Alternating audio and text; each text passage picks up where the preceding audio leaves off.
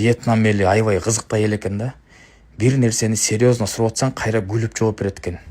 Жиинди немелерби булар? Конечно, анан ошентип атса турист жайнап кетет, акча көбөйүп кетет, мамлекет батыраак байып кетет, анан көп башташат да көздөрүн май басып киши тааныбай.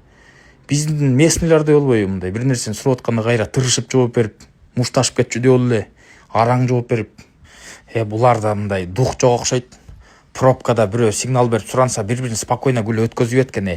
Биздин кыргыз элиндей баатыр болбойбу? Пробкадан бири-бири менен кырылып, факи көрсөтүшүп, милицияга түшүп, эртеси шүмүрөйүп, кайра элден кечирим сурап мындай андай жок экен да буларда. Таң атпай 5те туруп алышып, жинди болуп талаада любой жумушта иштеп жүрүшөт. Жинди киши таң атпай 5те тура бир 12 чейин укташ керек да, шашпай кичине.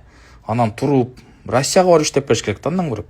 Вьетнам эли өтө кызыктай эл экен. Пляжы таптаза экен. Ошол жака хотя бы мусор, памперс, арбуздун кабыктарын таштап коюшпай эмчи.